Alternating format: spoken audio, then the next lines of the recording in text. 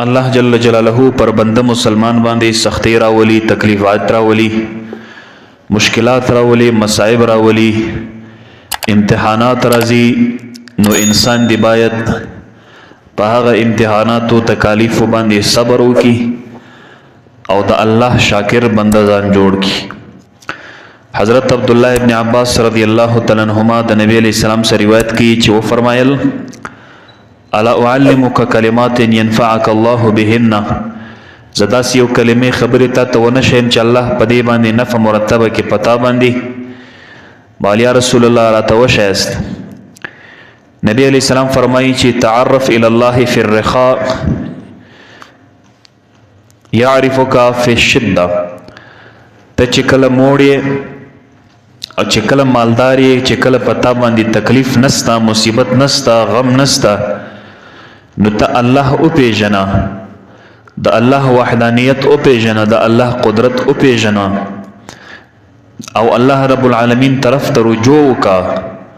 په هغه ټیم کې چې پتا که سختی نستا، ته مشکلات نه لري، ته د ځوانۍ او د فرحت او د خوشحالۍ او د مال او د دنیا په خوشیو په مستیو باندې اخته یې، نو ستا الله په یاد وي، الله جل جلاله نه در سهیر، نو بیا په سختیو کې هم بیا ته الله رب العالمین چې کله یادوي، نو الله رب العالمین په سختیو کې بیا تا یادوي او ستا مدد کوي او ستا کومک کوي او تا د سختیو نه باسي.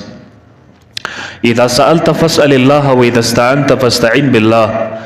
نبی علیہ السلام فرمایي چې کله هم سوال کوي، غوښتنه کوي، د الله نه غواړه. واذا استعنت فاستعن بالله، چې کله مدد غواړي نو د الله څخه مدد غواړه.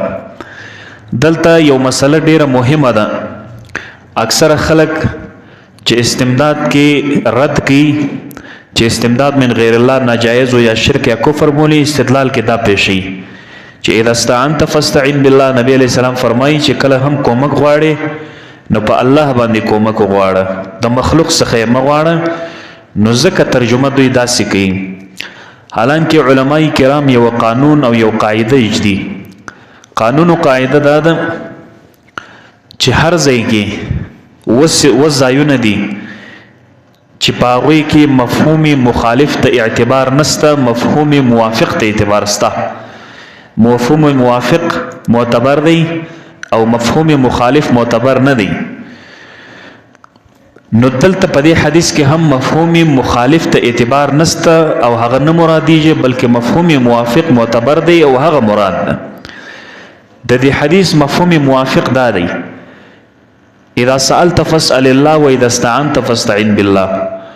چې کله غواړې د الله نه غواړه، چې مدد غواړې هم د الله نه غواړه. دا مفهوم موافق ده.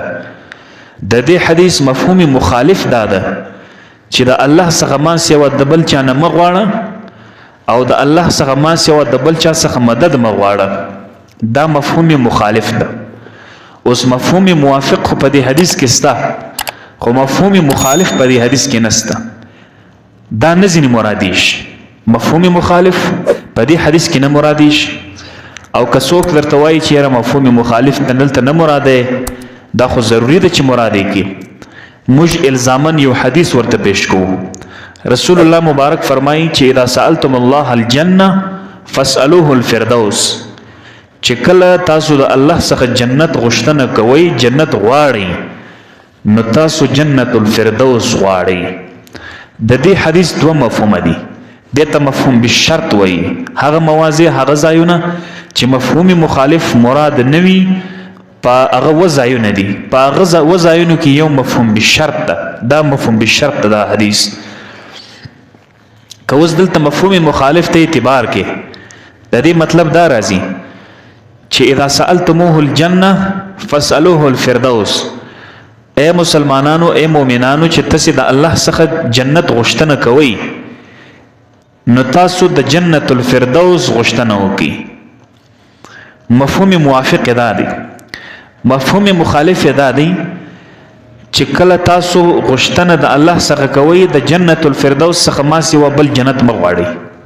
دا خبره صحیح ده که غلط ده؟ غلطه ده. ولی جنت عدن هم غواړو، جنت الماوا هم موږ غواړو، جنت الفردوس هم غواړو، ټول جنتونه غواړو. که د دغه حدیث په مقتضا د هغو خلکو په نظر ولاړ سو چې مفهوم مخالف په مفهوم الشرط کې موږ مراد واخلو، نو بیا مطلب د دې حدیث دا راځي چې مؤمنانو د جنت الفردوس څخه ما سوا بل جنت غشتل حرام دی. ولې خلک خو دغه وایي کنه چې د الله نه سوا مدد غشتل ناروا دی، حرام دی. ولی ما تحت الاسباب. ځکه حدیث کې راځي چې نبی علیہ السلام فرمایي اذا استعنت فاستعن بالله، چې مدد غواړي نو د الله نه غواړه.